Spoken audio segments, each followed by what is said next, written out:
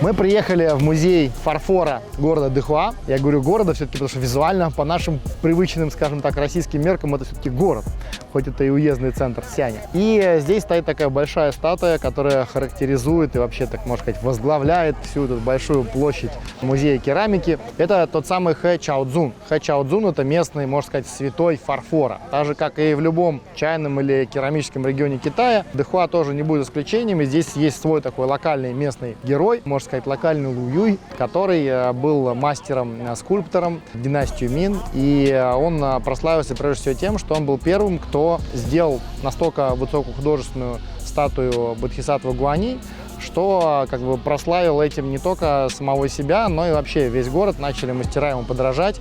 И именно с тех пор зародилось фарфоровое искусство в городе Дыхуа. Статуя, как вы видите, достаточно такая монументальная. И на самом деле его вклад действительно очень сильно ценен, его знает практически весь город, поэтому такой вот знаменательный памятник. За ним, кстати, непосредственно расположен муниципальный музей города Дыхуа. Он, не сказать, что очень не относится к керамике, но вообще в целом о экономике города, и мы, наверное, туда не пойдем. А нас интересует музей, который находится вон там. Это именно музей, тот самый Тао Ци Баогуань, то есть музей керамики или музей фарфора. Здесь, кстати, еще на площади музея очень красивые скульптуры. Помимо того, что есть скульптура Хэ Чаодзуна, еще и много скульптур, таких изображающих все стадии производства керамики. Традиционные стадии производства, то есть не современная техника, а то, как это было именно в династии Синь-Минь, то есть более 100 лет назад. Подробнейшим образом там и как добывается сырье, и как работают гончары и скульпторы, как обжигаются изделия, печи такие вот именно местного типа были изображены в скульптурном виде. Вот, мне этот парк очень нравится, такой симпатичный. И вообще это как бы такое место городского досуга. То есть они сделали не просто как там какой-то парк, вот, а парк при музее, соответственно, чтобы интересовался местный народ. Сюда приезжали, значит, сейчас привозят тут детей на автобусах. Ну, то есть такое довольно приятное место. Пагоду там соорудили. И, кстати, все это было сделано довольно недавно. Конкретно эта статуя установлена в 2012 году. И сам музей тоже установили на таком символичном довольно месте. Это такой холм, можно сказать, над городом, который возвышается над городом. Поэтому отсюда такой очень красивый открывается вид на весь Дыхуа. Сейчас мы пойдем погуляем по музею, посмотрим, как он. На самом деле я там уже был, но, как я уже говорил, была очень забавная история, что мы там 2 раза снимали, и у меня оба раза пропал материал, поэтому мы решили сделать это еще лучше. На входе в музей красуется вот такая вот замечательная работа. Это самое крупное изделие в стиле тонких цветов, которые делают очень давно вообще в Дыхуа. Это тоже одна из таких изюминок фарфоровых мастеров Дыхуа. То есть помимо белого фарфора, помимо Бодхисаттвы Гуани, которая очень известна здесь, также делают еще вот такие цветы. Особо это было популярно на рубеже 90-х, начала 2000-х. Сейчас немножко пошел на спад вообще и мастерство, и запрос на такое вот из художества, скажем так. Но, тем не менее, по-прежнему это визитная карточка Дыхуа. Здесь использовано 13 видов каолиновой глины. Работало несколько мастеров над ним, и полностью вся эта композиция, ну, исключая, вот, может быть, деревянную подставку, она вся сделана из фарфора. Даже вот этот вот веночек наверху и все цветы.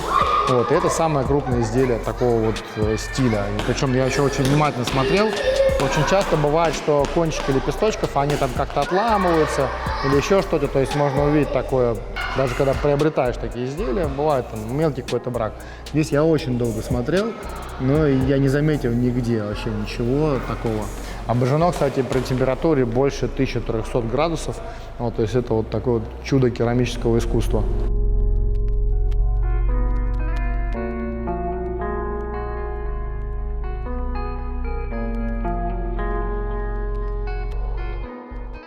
Экспозиция начинается, как это и принято, с истории.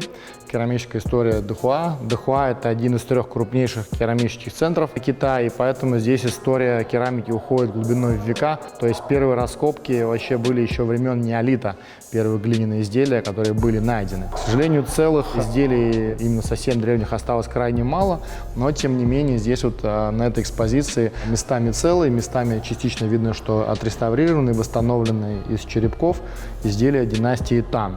А вот здесь вот эта россыпь, это была найдена при раскопке старой печи. То есть здесь разные осколки, части слипшихся изделий, части сосудов, в которых производился обжиг.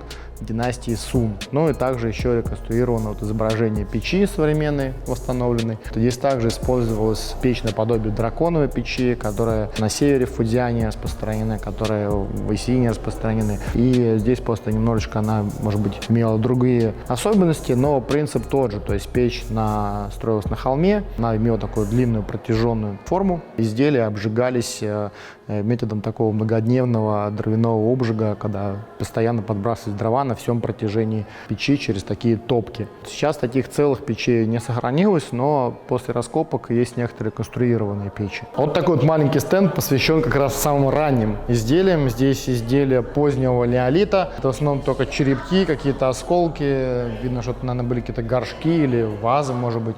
Ну, скорее всего, горшки. Какой-то скребочек тоже керамический, но это уже династии Шан и Джоу. И тоже несколько изделий, осколок династии Шан и Джоу. Вот такой вот маленький стенд. Я так понимаю, что подобных находок действительно очень немного.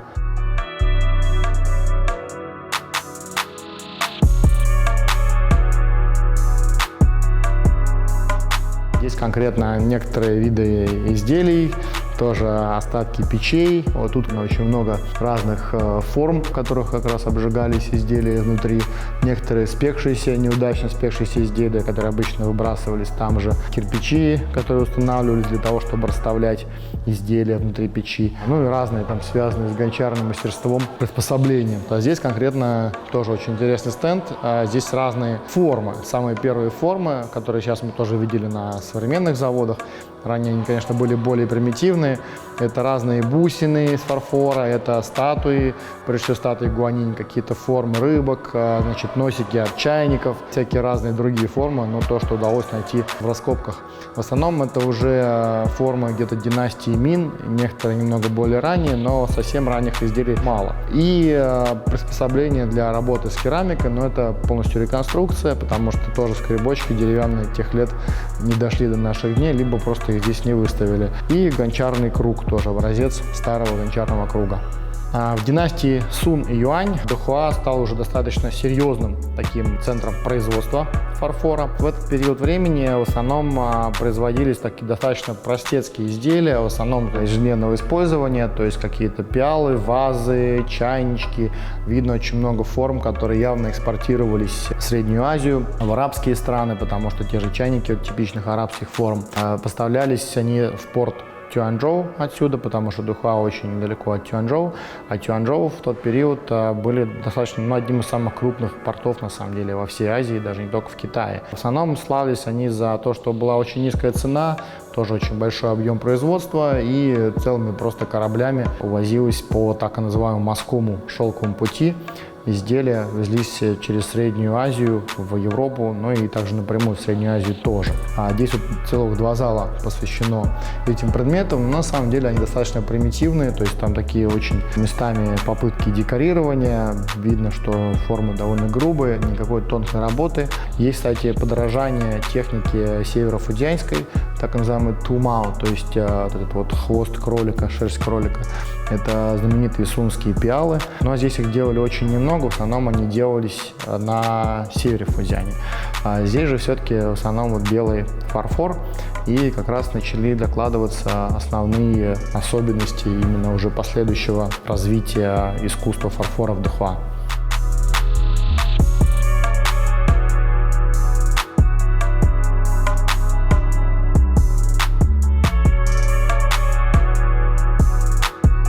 Ну а самый расцвет и вообще известность в Дэхуа принесла эпоха династии Мин, когда благодаря мастерам, о которых я уже говорил, статуя которого стоит на самом входе в музей, Хэ Чаодзуна, Джан Шоушань и Чен Вэй, и Лин Чаодин. Вот эти вот 4 мастера, они самые известные были скульпторы того времени, и они, в общем-то, открыли и начали приводить в жизнь тот самый знаменитый белый фарфор из Дэхуа, который белый как снег, который блестящий, который красивый.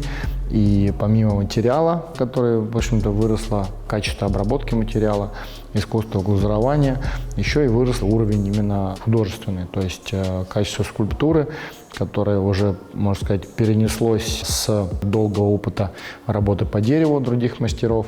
Скульпторы начали работать с фарфором. Именно в тот период, помимо естественно, статуи Гуанинь самых разных. Вот здесь вот тоже 5 изделий династии Минь, причем настоящих, действительно древние фарфоровые работы. Видно, что некоторые из них местами потресканные, восстановленные, но тем не менее, они хотя бы уцелели целые. Начали делать и чайную посуду, и некоторые попытки, как вот здесь вот такие вот цветные росписи полихромные, и, конечно, более серьезное развитие именно росписи типа фуансай и фэнсай, они были уже в городе Дзиндаджэнь, но в Дэхуа очень тоже пробовали разные техники, и в династию Мин был такой вот мощный скачок эволюционный в этом плане.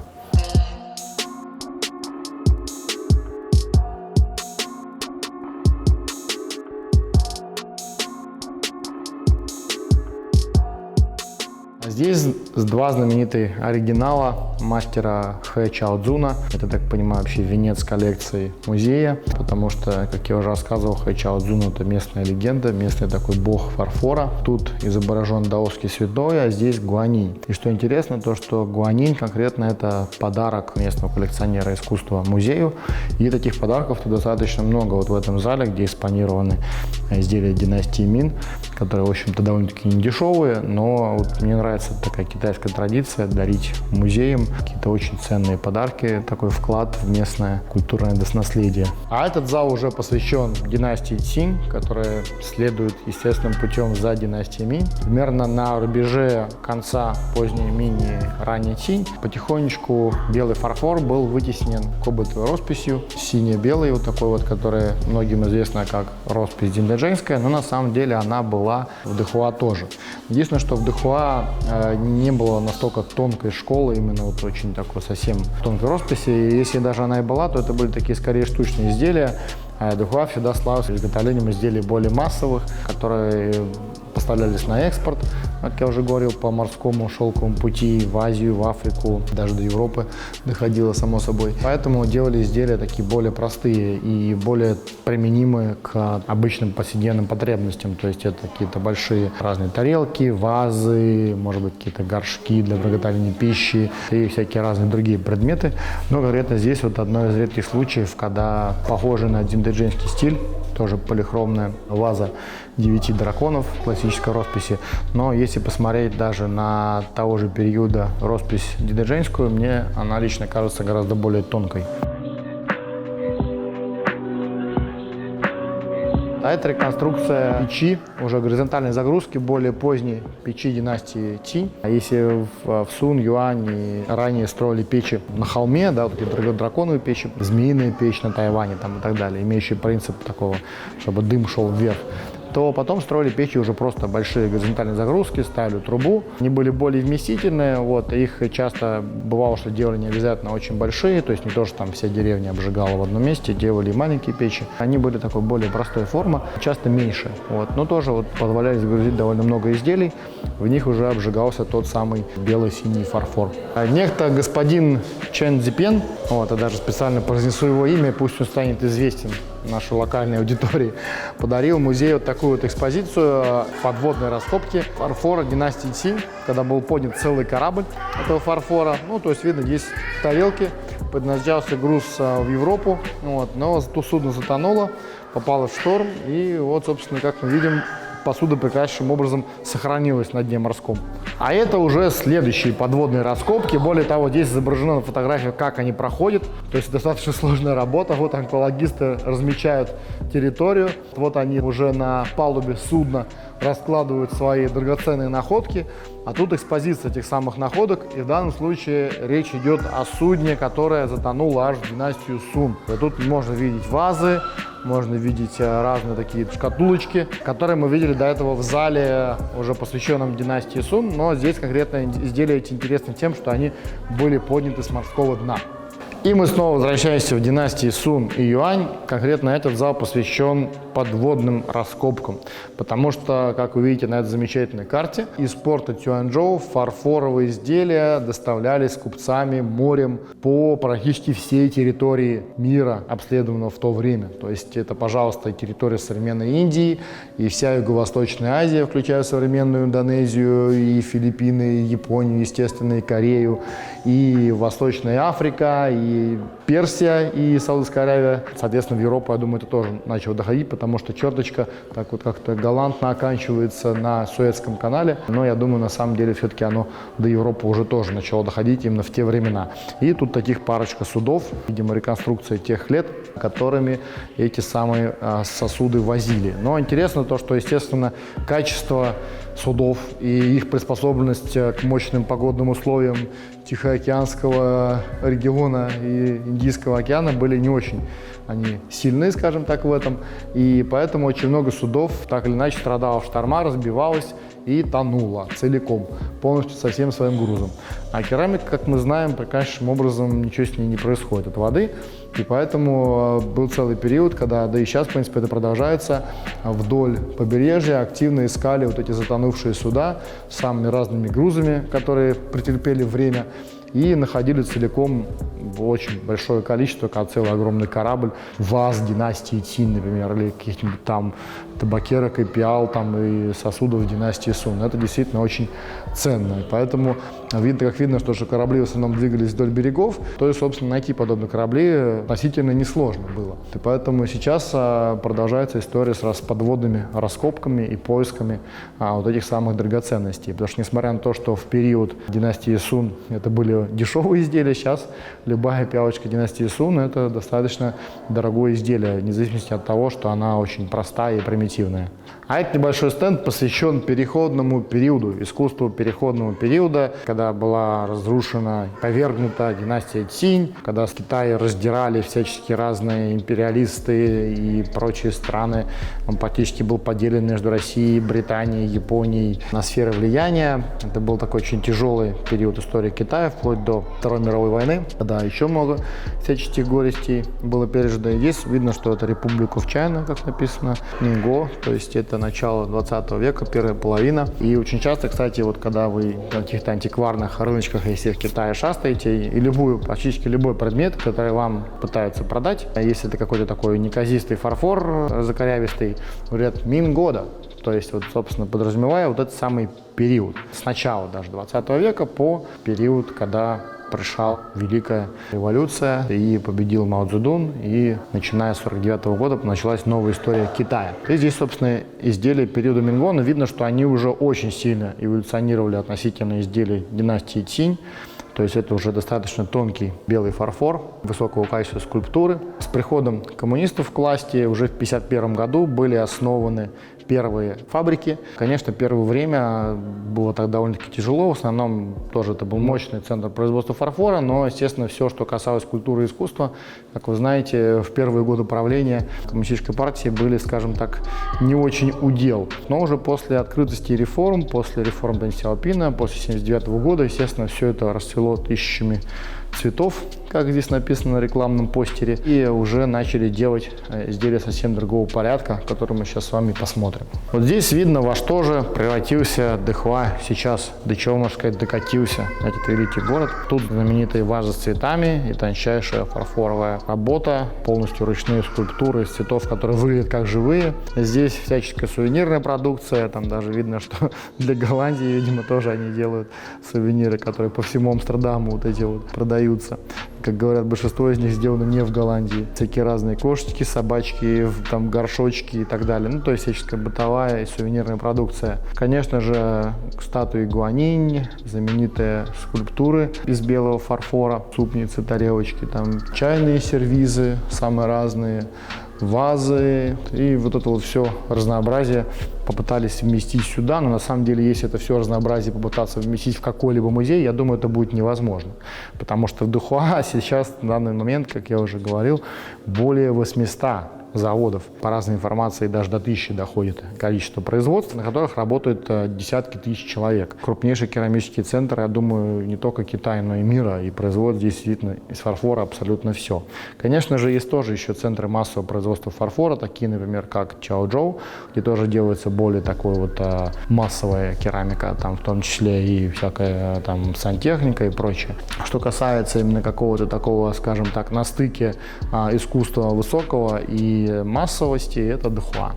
Ну и в самом последнем зале музея, на самом деле музей очень небольшой, хоть и достаточно интересный, как мне показалось. Здесь работы современных мастеров. Кстати, когда я здесь был в прошлый раз, здесь были совершенно другие работы, по крайней мере, большая их часть была абсолютно другой, что, конечно, и неплохо, не хорошо, потому что я запомнил некоторые работы, которые мне очень хотелось бы показать вам сегодня, но покажем вам другие работы. Здесь действительно, скажем так, самые заслуженные мастера, самые их, скажем так, мастерписы, выпущенные на первой фарфоровой фабрике и независимыми мастерами. То есть мастера, когда работали вплоть до последних десятилетий, как правило, были объединены неким крупным производством, как это было в Исине, например, первая исинская фабрика там, да, и так далее, то также было и здесь, в Дыхуа, тоже вот написано первая фарфоровая фабрика, потом уже позже мастера стали работать независимо, особенно те, которые действительно были признаны, сильные, они основывали свои школы, микроинституты и так далее, набирали учеников, но и начался современный уже этап истории.